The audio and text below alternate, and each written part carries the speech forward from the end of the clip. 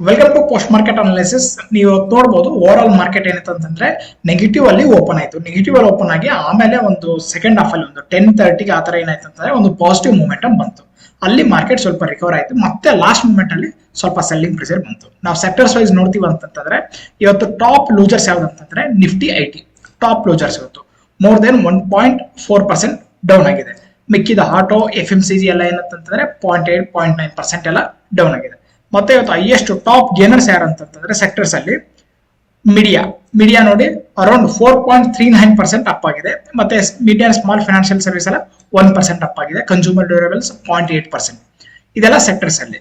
ನಾವು ಸ್ಟಾಕ್ಸ್ ಅಲ್ಲಿ ನೋಡ್ತೀವಿ ಅಂತಂದ್ರೆ ಮೇಜರ್ ನಿಫ್ಟಿ 50 ಸ್ಟಾಕ್ಸ್ ಎಲ್ಲ ಏನಾಗಿತ್ತು ಅಂತಂದ್ರೆ ಇವತ್ತು ನೆಗೆಟಿವ್ ಅಲ್ಲೇ ಕ್ಲೋಸ್ ಆಯ್ತು. ಯಾಕಂತಂದ್ರೆ ಮಾರ್ನಿಂಗ್ ಒಂದು ಗ್ಯಾಪ್ ಡೌನ್ ಆಗಿತ್ತು.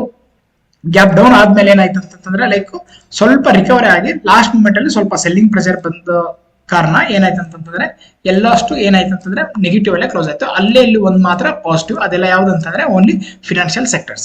ಸಮ್ ಸ್ಟಾಕ್ಸ್ ಎಲ್ಲ ಮಿಕ್ಕಿದೆಲ್ಲ ಮೇಜರ್ ಸ್ಟಾಕ್ಸ್ ಎಲ್ಲ ಏನಂತಂದ್ರೆ ನೆಗೆಟಿವ್ ಅಲ್ಲೇ ಕ್ಲೋಸ್ ಆಗಿದೆ. ನಾವು ನಿಫ್ಟಿ ಟೆಕ್ನಿಕಲ್ ಅನಾಲಿಸಿಸ್ ಬರ್ತೀವಿ ಅಂತಂದ್ರೆ ನೋಡಿ, ನಾವು ಮೊನ್ನೆ ಪೋಸ್ಟ್ ಮಾರ್ಕೆಟ್ ಅನಾಲಿಸಿಸ್ ಅಲ್ಲಿ ಹೇಳಿದ್ವಿ, ಎರಡು ಮೇಜರ್ ಡ್ರಾ ಲೈನ್ ಮಾಡಿದ್ವಿ, ಅಲ್ಲಿ ರೀಚ್ ಆಗಿಲ್ಲ. ಓಕೆ, ಆ ರೇಂಜ್ ಒಳಗಡೆನೆ ಇತ್ತು, ಡೋಂಟ್ ವರಿ. ಇವತ್ತು ನೋಡಿ ಮಾರ್ನಿಂಗ್ ಏನಾಯ್ತು ಅಂತಂದ್ರೆ ಲೈಕ್ ಗ್ಯಾಪ್ ಡೌನ್ ಓಪನ್ ಆಯ್ತು. ಈ ತರ ನಿಮ್ಗೆ ಗ್ಯಾಪ್ ಡೌನ್ ಓಪನ್ ಆಗಿದೆ. ಇದೇನಂತಂದ್ರೆ ಸೆಲ್ಲಿಂಗ್ ಪ್ರೆಷರ್.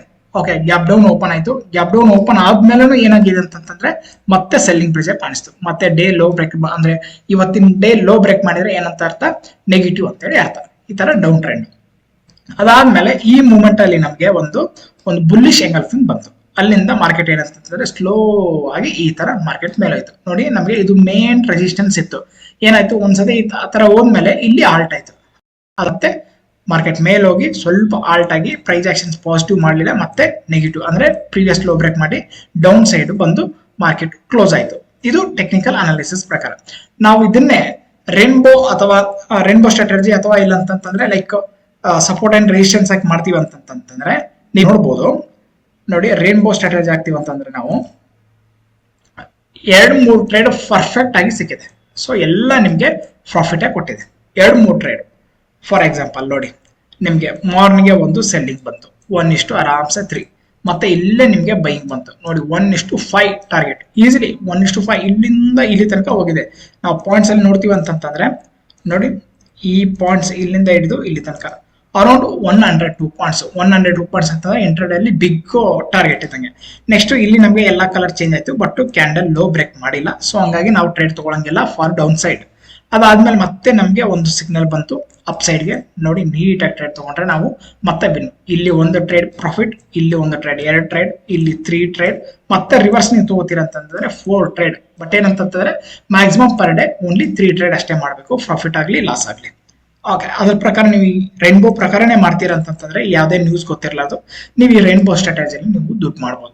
ಈ ತರ ನಿಮ್ಗೆ ಟ್ರೆಂಡಿಂಗ್ ಸಿಗೋದು ಬಹಳ ಅಪರೂಪ ಇರುತ್ತೆ. ಈ ತರ ಸಿಕ್ಕಾಗ ನೀವೇನ್ ಮಾಡ್ಕೋಬೇಕಂತಂದ್ರೆ ಕರೆಕ್ಟ್ ಆಗಿ ರಿಸ್ಕ್ ರಿವಾರ್ಡ್ ರೇಷನ್ ಇಟ್ಕೊಂಡು ಜಾಸ್ತಿ ಪ್ರಾಫಿಟ್ ಮಾಡ್ಬೇಕು, ಕಮ್ಮಿ ಲಾಸ್ ಮಾಡ್ಕೋಬೇಕು. ಅವಾಗ ಏನಾಗುತ್ತೆ ಅಂತಂದ್ರೆ ನಿಮ್ದು ಓವರ್ ಆಲ್ ಟ್ರೇಡಿಂಗ್ ಜರ್ನಿಯಲ್ಲಿ ಪ್ರಾಫಿಟ್ ಬರೋ ಚಾನ್ಸಸ್ ಜಾಸ್ತಿ ಇರುತ್ತೆ.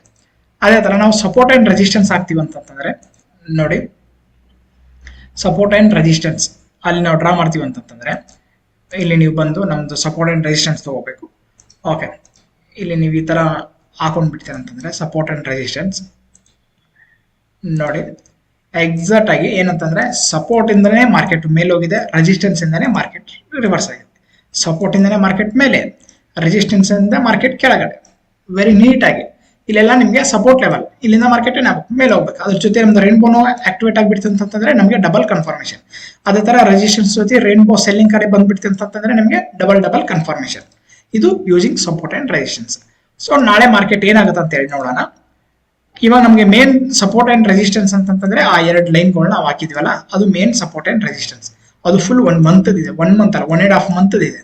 ಇವಾಗ ಏನಂತಂದ್ರೆ ಇಂಪಾರ್ಟೆಂಟ್ ಅಂತಂದ್ರೆ ಲೆವೆಲ್ಗಳು ಯಾವ್ದಾದ್ರು ನಮ್ಗೆ ಬೇಕಾಗತ್ತಂತಂದ್ರೆ ನಾವು ಇಲ್ಲಿ ಒಂದು ಟ್ರೆಂಡ್ ಲೈನ್ ನ ಹಾಕ್ಬಹುದು ಈ ತರ.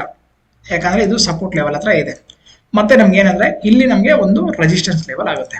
ಈ ಲೆವೆಲ್ ನಮ್ಗೆ ನೋಡಿ, ಈ ಗ್ಯಾಪ್ ನ ಫಿಲ್ ಮಾಡಲಿಲ್ಲ, ಫುಲ್ ಗ್ಯಾಪ್ ಫಿಲ್ ಮಾಡಿಲ್ಲ. ಇದನ್ನ ನಮ್ಗೆ ಒಂದು ಈ ತರ ಲೈನ್ ಬರುತ್ತೆ. ಮೇ ಬಿ ನಾಳೆ ಮಾರ್ಕೆಟ್ ಇದ್ರ ಒಳಗಡೆನೆ ಇದ್ರೆ ಒಂದು ಪಾಸಿಟಿವ್ ಮೂವ್ಮೆಂಟ್ ನಾವು ಕಾಣಬಹುದು. ಇದ್ರೊಳಗಡೆ ಫ್ಲಾಟ್ ಓಪನ್ ಆಯ್ತಂತ, ಅಥವಾ ಗ್ಯಾಪ್ ಡೌನ್ ಓಪನ್ ಆದ್ರೆ ಇದೊಂಥರ ರೆಸಿಸ್ಟೆನ್ಸ್ ಆಗಿ ಈ ತರ ಡೌನ್ ಬರಬಹುದು. ಬಿಗ್ ಗ್ಯಾಪ್ ಅಪ್ ಆದ್ರೂ ಮತ್ತೆ ಒಂದು positive movement. Okay, flat open ಆದ್ರೆ positive movement, big gap up ಆದ್ರೂ positive movement, only gap down ಆದ್ರೆ ಮಾತ್ರ ನೆಗೆಟಿವ್ ಮೂವ್ಮೆಂಟ್ ಬರೋ ಚಾನ್ಸಸ್ ಇರುತ್ತೆ. ಇದನ್ನ ನೋಡ್ಕೊಂಡು ನೀವು ನಾಳೆ ಟ್ರೇಡ್ ನ ಪ್ಲಾನ್ ಮಾಡಬಹುದು. ಇದು ಒನ್ ಮೆಥಡ್ ಇಂದ ನೀವು ಈ ತರ ಆದ್ರೂ ಇದು ಮಾಡಬಹುದು. ಮತ್ತೆ ನೀವು ಇನ್ನೂ ಬೇಜಾರಾಗಿ ಸಪೋರ್ಟ್ ಅಂಡ್ ರೆಸಿಸ್ಟೆನ್ಸ್ ಆಗ್ತೀರಂತಂದ್ರೆ ಅಕಸ್ಮಾತ್ ಇಲ್ಲಿಂದ ಕೆಳಗಡೆ ಬಂದ್ರೆ ಇಲ್ಲಿ ತನಕ ಬರಬಹುದು ಅಂತ ಹೇಳಿ ನೋಡಿ. ನಿಮ್ಗೆ ಇದು ಒಂದು ನಮ್ಗೆ ಮೇಜರ್ ಸಪೋರ್ಟ್ ಆಗಿ ವರ್ಕ್ ಆಗುತ್ತೆ. ಯಾಕಂದ್ರೆ ಮಾರ್ಕೆಟ್ ನೋಡಿ ಇಲ್ಲಿಂದನೇ ಮಾರ್ಕೆಟ್ ಮೇಲೆ ಹೋಗಿರೋದು, ಈ ಪಾಯಿಂಟ್ ಇಂದಾನೆ. ಯಾವ ಪಾಯಿಂಟ್ ಇಂದ ನೋಡಿ, ಲೈಕ್ ಮಾರ್ಕೆಟ್ ಇಲ್ಲಿಂದ ಮೇಲೋಗಿ ಇಲ್ಲಿ ಬಂದು ಇಲ್ಲೇ ನಿಮ್ಗೆ ಆಲ್ಟ್ ಆಗಿ ಜಸ್ಟ್ ಇಲ್ಲಿಂದ ವೆರಿ ಬಿಗ್ ಮೂಮೆಂಟಮ್ ಕೊಡ್ತೀವಿ. ಬಿಗ್ ಮೂಮೆಂಟಮ್ ಕೊಡ್ತೀವಿ ಅಂತಂದ್ರೆ ಇಲ್ಲಿ ಜಾಸ್ತಿ ಜನ ಬೈಯಿಂಗ್ ಆರ್ಡರ್ ಪ್ಲೇಸ್ ಮಾಡಿರ್ತಾರೆ ಅಂತೇಳಿ. ಅದಕ್ಕೆ ಮಾರ್ಕೆಟ್ ಏನಾಗಿರುತ್ತೆ, ಇಂಥ ಡೌನ್ ಮಾರ್ಕೆಟ್ ಅಲ್ಲೂ ಈ ತರ ಮಾರ್ಕೆಟ್ ಮೇಲೆ ಹೋಗಿದೆ ಅಂತಂದ್ರೆ ಇಲ್ಲಿ ಬೈಯಿಂಗ್ ಆರ್ಡರ್ಸ್ ಜಾಸ್ತಿ ಇದೆ ಅಂತೇಳಿ ಅರ್ಥ. ಸೊ ಅಕಸ್ಮಾತ್ ಮಾರ್ಕೆಟ್ ಏನಾರ ಗ್ಯಾಪ್ ಡೌನ್ ಆಗಿ ಈ ತರ ಏನಾರ ಫಾರ್ಮೇಶನ್ ಆದ್ರೆ ನಮ್ಗೆ ಇದು ಒಂದು ಡಿಪ್ ಬೆಸ್ಟ್ ಬೈಯಿಂಗ್ ಅಂದ್ರೆ ಫಾರ್ ಅಪ್ಸೈಡ್ ಹೋಗಕ್ಕೆ ಇದೊಂಥರ ಬೆಸ್ಟ್ ಬೈಯಿಂಗ್ ಇರುತ್ತೆ. ಈ ತರ ನೀವು ಥಿಂಕ್ ಮಾಡಬಹುದು. ಫ್ಲಾಟ್ ಓಪನ್ ಆದ್ರೆ ಅಲ್ಲೇ ಎತ್ಕೊಂಡು ಪಾಸಿಟಿವ್ ಮೂವ್ಮೆಂಟ್ ಕೊಡಬಹುದು. ಗ್ಯಾಪ್ ಡೌನ್ ಓಪನ್ ಆದ್ರೆ ರೆಸಿಸ್ಟೆನ್ಸ್ ಆಗಿ ಈ ತರ ಕೆಳಗಡೆ ಬರೋದು. ಬಿಗ್ ಗ್ಯಾಪ್ ಅಪ್ ಆದ್ರೆ ಮತ್ತೆ ಮೇಲೆ ಹೋಗೋ ಚಾನ್ಸಸ್ ಜಾಸ್ತಿ ಇರುತ್ತೆ. ಇದು ನಮ್ಗೆ ಏನಂತಂದ್ರೆ over all support and resistance ಇಟ್ಕೊಂಡು ಇದು ನಮಗೆ ಮೇನ್ ಸಪೋರ್ಟ್ ಅಂಡ್ ರೆಸಿಸ್ಟೆನ್ಸ್ ಇದೆ. ಇದು ನೋಡ್ಕೊಂಡು ನೀವು ಟ್ರೇಡ್ ನ ಪ್ಲಾನ್ ಮಾಡಬಹುದು. ಇದೇ ತರ ಪೋಸ್ಟ್ ಮಾರ್ಕೆಟ್ ಅನಾಲಿಸಿಸ್ ಗಾಗಿ ಶೇರ್ ಮಾಡಿ, ಸಬ್ಸ್ಕ್ರೈಬ್ ಮಾಡಿ. ಧನ್ಯವಾದಗಳು.